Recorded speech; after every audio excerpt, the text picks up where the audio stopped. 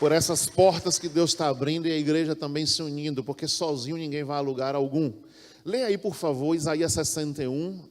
Isaías 61. Depois nós vamos a 1 Coríntios, nós vamos em Atos. Isaías 61, do versículo 1 em diante. Diz assim a palavra de Deus: o Espírito do Senhor está sobre mim, porque o Senhor me ungiu para pregar as boas novas aos pobres.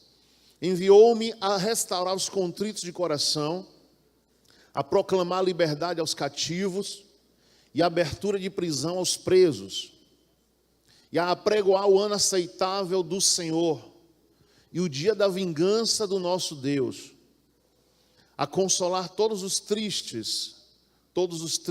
E aí o 3, ordenar acerca dos tristes de Sião, para que se lhes dê ornamento por cinza, óleo de alegria por tristeza, veste de louvor por espírito angustiado.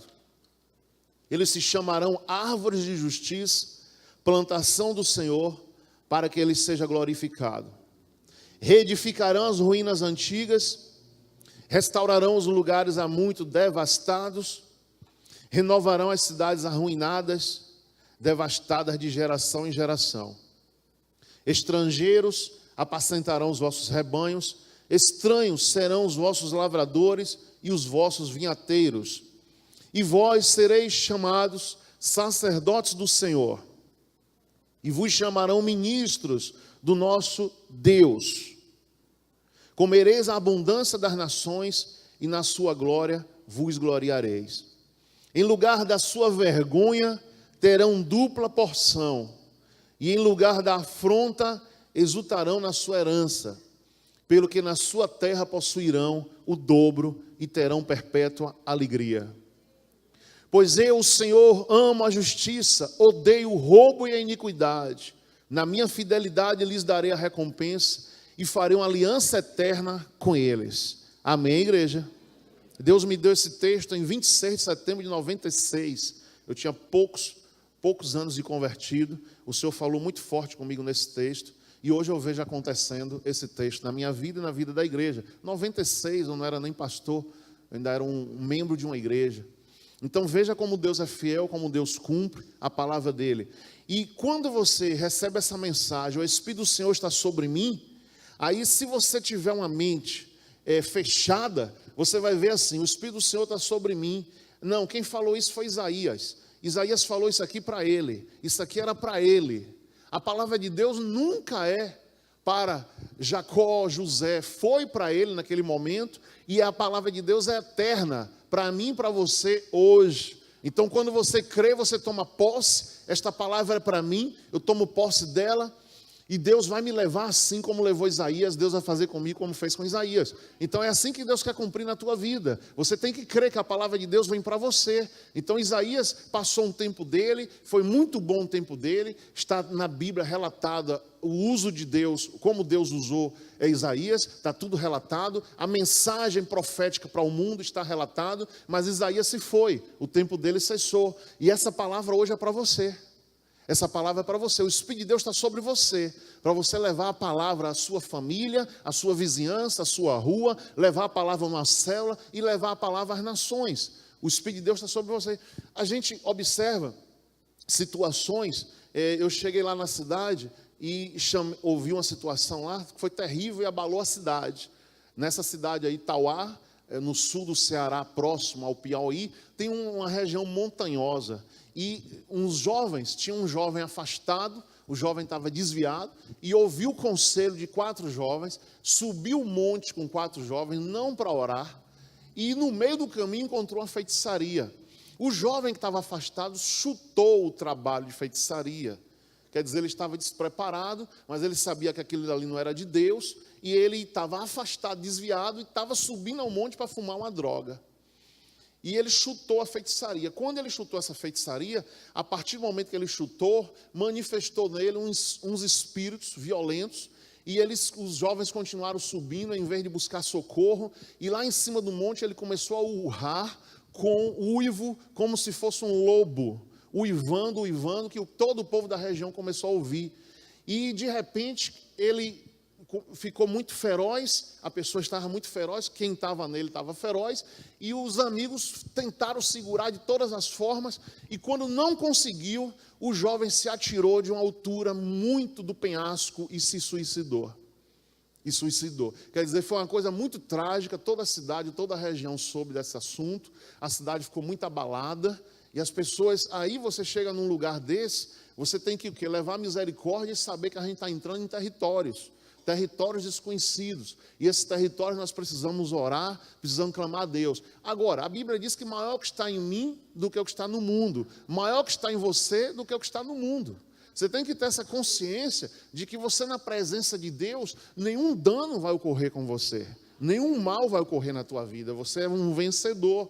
Se a pessoa tiver com 2 palavras, 3 palavras, aí sim, ela está aberta para coisas ruins acontecendo na vida dela. Mas se ela estiver firme na presença de Deus, onde ela for, o mal não vai tocar. Porque a Bíblia diz isso: o Espírito do Senhor está sobre mim, porque o Senhor me ungiu para pregar as boas novas aos pobres, enviou-me a restaurar os contritos de coração, proclamar liberdade aos cativos e abertura de prisão aos presos. Olha só, essa prisão que a Bíblia fala é muito maior, uma prisão de quem está preso por espíritos malignos, que precisa se libertar, do que uma prisão propriamente dita atrás das grades. Então é uma prisão de espíritos malignos, e tem muita gente preso por aí com espíritos malignos, e que a luz de Deus chegando, essa pessoa vai ser liberta, a mente dela começa a ser ordenada, ela começa a pensar corretamente, ela começa a agir corretamente, e a vida dela será uma bênção. Vamos ler um outro texto aqui, lá em 1 Coríntios,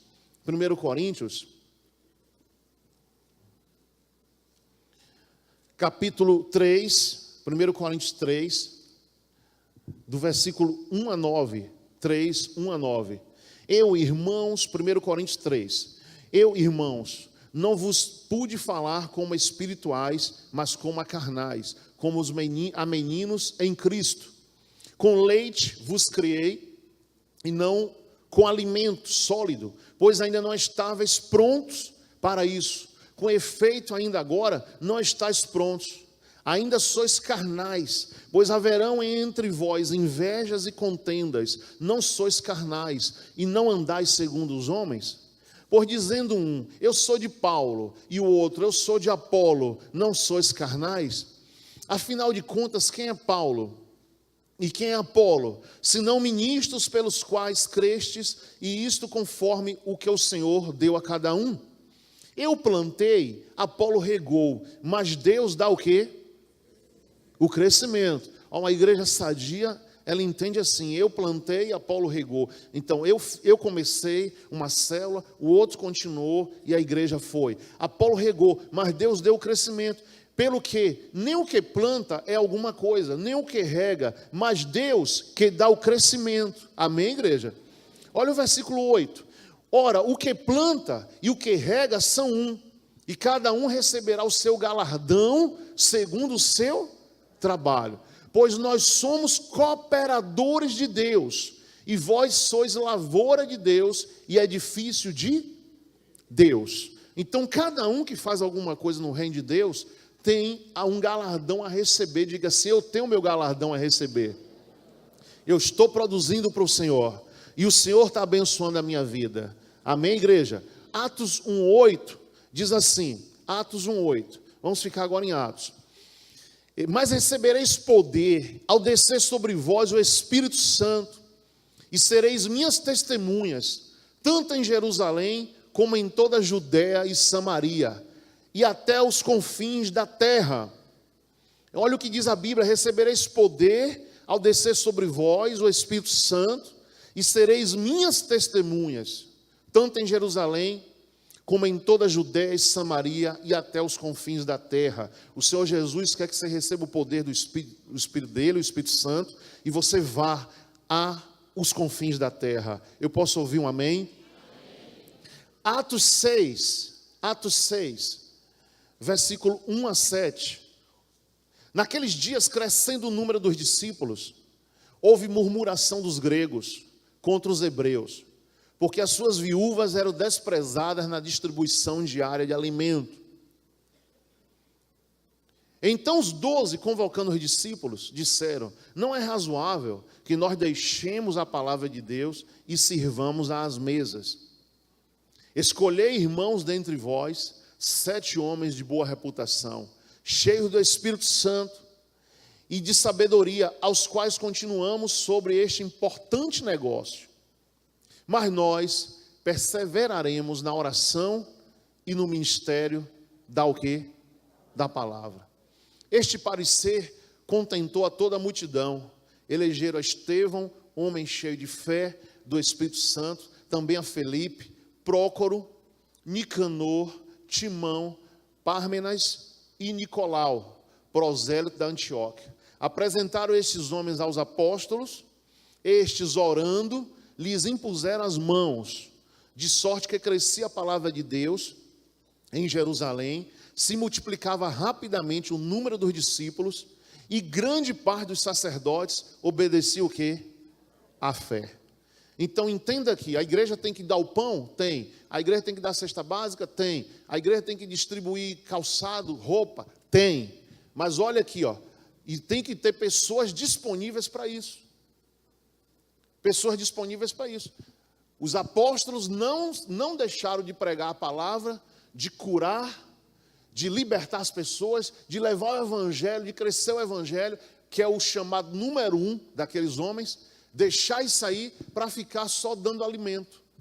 Eles colocaram pessoas à frente desse trabalho. Então a igreja tem que ter? Tem que ter. Então, irmãos, nunca, às vezes chega pessoas novas convertidas na igreja, e a aliança faz o que no social? Nós fazemos sim. Eu vou quando eu tenho tempo, quando eu posso ir, mas pela Bíblia não é minha obrigação ir distribuir alimento. Eu posso ir uma noite, como às vezes aqui nas vigílias a gente vai. Mas não é a obrigação minha pregar o evangelho, porque o alimento a pessoa come e no outro dia está com fome. A alma não, o que ela vai receber para a alma dela mudar vai ser eterno. Então nós não podemos misturar as coisas. E eu estou falando isso aqui para vocês por quê? Porque às vezes existe uma confusão muito grande na mente das pessoas em querer que a igreja pare. Talvez tem gente até que domingo não vamos fazer culto não. Domingo vamos fechar a igreja e vamos para a rua distribuir alimento. Meu Deus, isso não existe. A palavra de Deus, o altar do Senhor é sagrado, e a palavra de Deus... Até porque, se a pessoa se converter, o que é que a Bíblia diz? Que eu nunca vi um justo mendigar o pão. Quando a pessoa se torna justo, a fome dela vai passar. Ela vai abrir os olhos, ela vai trabalhar, ela vai conseguir alguma coisa, ela vai deixar de dependência de alguém dar uma sopa para ela. Com certeza, Deus vai abrir uma porta para ela, porque o justo não mendiga pão. Imagine quantas pessoas chegam nas igrejas endividadas, cheia de dívidas. Ela não estava mendigando o pão, mas ela estava devendo. Porque às vezes uma pessoa que mendiga o pão ali no meio da rua não deve nada a ninguém. Ela precisa de uma comida. Então ela precisa ser curada, liberta, para ela prosperar, para ela trabalhar. E quem chega endividado? Quem chega ameaçado de morte? E muita gente tem chegado nas igrejas assim, por causa das crises financeiras. Ameaçado de morte, dívidas, agiota na porta. E aí o que é que acontece? Quando a pessoa verdadeiramente entra na presença de Deus, vai pagar aquelas dívidas e vai andar direito, e a vida vai ser outra vida para ela, uma vida digna. Até porque nós lemos nesse instante lá em Isaías o quê? Que no lugar da vergonha terá o quê? A dupla honra. E uma pessoa que está endividada, ela está devendo, ela está passando vergonha com os vizinhos. Chega uma pessoa na porta para cobrar, fala alto: me pague, viu que você me deve, para a vizinhança ouvir, para todo mundo ouvir. Então é uma vergonha muito grande, que Deus quer honrar essa pessoa. Então entenda que a igreja tem que ter o trabalho, tem que ter, mas pessoas específicas para fazer esse trabalho, à frente desse trabalho. E aqui na igreja não vai faltar pessoas específicas para fazer esse trabalho. Amém, gente? O importante é isso aqui, ó. Naqueles dias, crescendo o número dos discípulos, houve murmuração dos gregos contra os hebreus, porque as suas viúvas eram desprezadas na distribuição do alimento. A igreja estava crescendo muito, muita gente se convertendo, mas tinha pessoa passando necessidade. E começaram a ter uma crítica. Os apóstolos tiveram a solução para isso. Coloca homens específicos para fazer esse trabalho. Amém? Está entendido? Tem um chamado de Deus. Quem vai pregar o evangelho, ele não vai deixar de pregar o evangelho para ficar distribuindo comida. É diferente. É totalmente diferente. Então você tem que entender isso. Vamos aqui agora para Atos 9. Atos 9, do 20 ao 31. Atos 9, do 20 ao 31.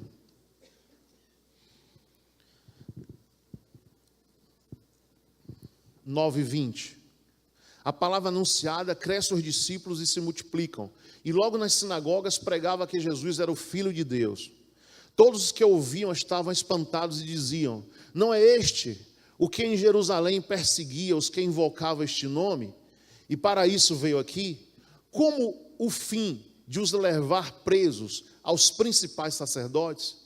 Saulo, porém, no 22, se esforçava muito mais e confundiu os judeus que habitavam em Damasco, provando que Jesus era o Cristo.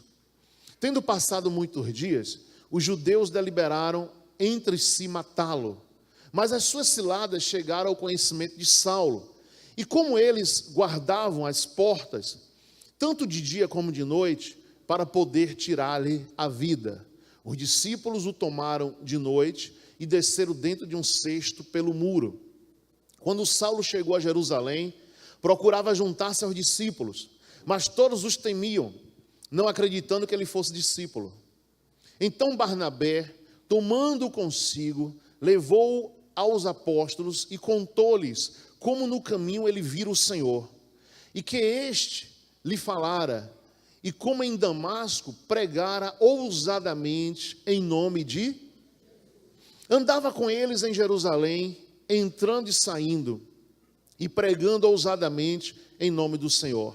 Falava e discutia também com os gregos, mas eles procuravam matá-lo. Sabendo, porém, os irmãos acompanharam-no até a Cesareia e o enviaram a Tarso. Assim as igrejas em toda a Judeia, Galileia, Samaria e Feira de Santana tinham paz. Amém. Eram fortalecidas e edificadas pelo Espírito Santo, se multiplicavam andando no temor do Senhor. Amém.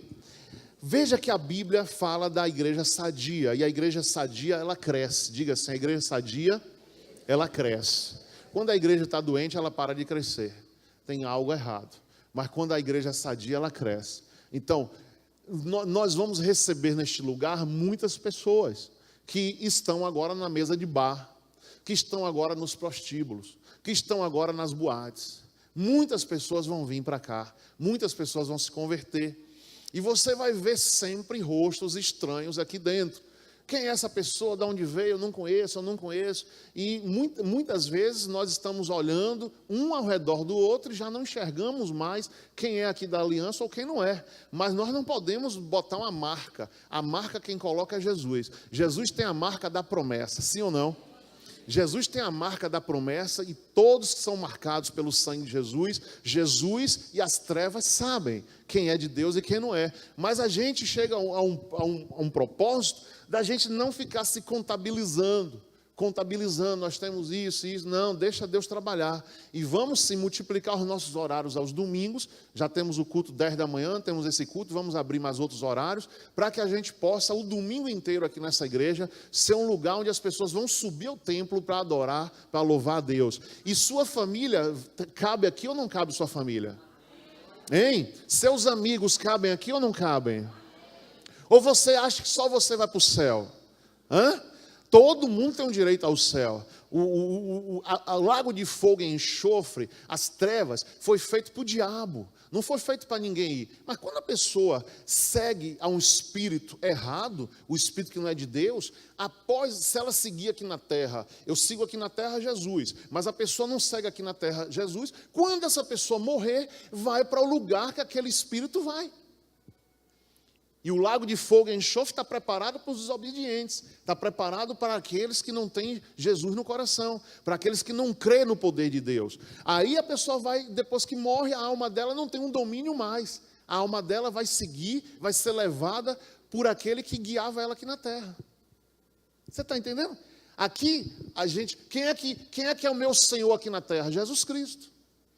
Quando eu morro, o meu corpo vai ser carregado, vai ser sepultado, alguém vai botar umas roupinhas, vai ajeitar e vai ter o velório. É assim.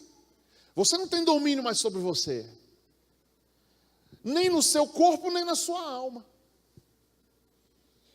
Seu corpo vai ser embalsamado, vai tomar um banho, vai ser arrumado para o velório. Você não vai ter domínio. Ei, não bota essa roupa em mim não. todo mundo ia sair correndo, o fantasma levantou. Hã?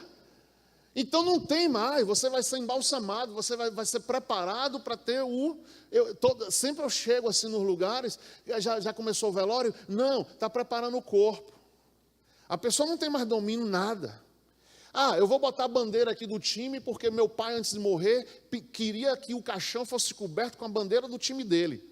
Aí as pessoas, em respeito, botam lá a bandeira do time, mas a pessoa não pede um traje completo. Não bota essa cueca não, bota essa. Não existe isso, querido. A mesma coisa é a alma da pessoa, mas só que fosse muito bom se a gente vivo pegasse tanto o corpo, vai ser sepultado aqui, vai ser arrumado aqui, e pegasse a alma também e botasse numa caixinha. Essa alma aqui eu vou botar numa caixinha, foi meu filho que morreu, foi minha mãe que morreu, eu vou guardar lá no meu quarto numa caixinha. Não tem esse domínio, não. O senhorio que a pessoa tinha aqui na terra, vai ter agora o senhorio na alma dela, a partir do momento que ela morrer. Qual era teu senhor aqui na terra?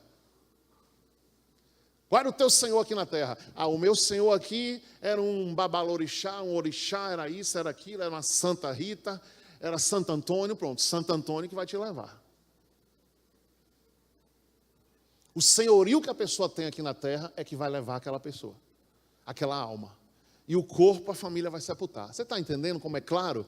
Por isso que é bom você aqui vivo, estou vivo, eu tenho decisões sobre mim, eu tenho decisões sobre minha vida, o que é que acontece? Eu tenho um senhorio, eu decido que Jesus Cristo é o meu Senhor.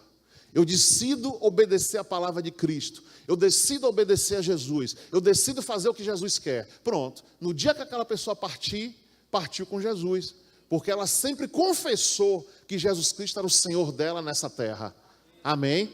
Minha alma que não vai ter, o ser humano não vai ter mais domínio sobre minha alma, mas o senhorio da minha vida espiritual tem domínio na minha alma e vai recolher a minha alma para Ele. Você está entendendo agora? Você está entendendo como é? É uma explicação muito clara. Então assim, deixa Deus trabalhar com você. Deixa Deus trazer esse senhorio na tua vida. Deixa Deus impactar. Quando você deixa Deus te mandar, me leva, Senhor. Me leva, Senhor. Me leva, me coordena, me leva. O tempo todo você está pedindo, como foi o pastor Elbi falou aqui, na direção que Deus quer dar na vida da pessoa. A direção, deixa Deus dar a direção, pede a Ele a direção, fica tendo Ele como Senhor. Tu é o Senhor da minha vida, dirige os meus passos, dirige a minha vida, o tempo inteiro faça essa oração o tempo inteiro. Jesus seja o meu Senhor, Jesus coordena a minha vida, me leva, me traz de volta, me leva, me conduz, me deixa eu fazer o que eu quero. Deus vai te conduzir sempre a algo poderoso na tua vida, igreja, e você vai ser coordenado por Ele, orientado por Ele, porque ainda esses dias eu vi na internet, uma pessoa colocou uma foto e disse assim, seja livre. Querido, ninguém é livre nesse mundo. Ninguém é livre. Ou é dominado pelas trevas ou é dominado por Deus. O cara está lá em Arembepe, aqui na Bahia, hippies. Então todo hippie, ele acha que ele é livre. Paz e amor, eu não pago imposto, eu não tenho hora para trabalhar, ninguém me manda, eu pesco meu peixe, como minha banana, paz e amor, bicho, estou aqui na minha, Manais, no meu Manais, já fumou hoje o charutão? Não, o cara fuma maconha toda hora e diz que é livre. A pessoa acha que não tem comando, quer dizer que a Bíblia rasga a autoridade, jogou a autoridade fora, não existe isso, existe autoridade. Existe autoridade. Eu sou livre, tem uma barreira policial aqui, eu sou livre, polícia. Eu vou passar. Passa. Existe autoridade sim. Você já imaginou esse país sem autoridade?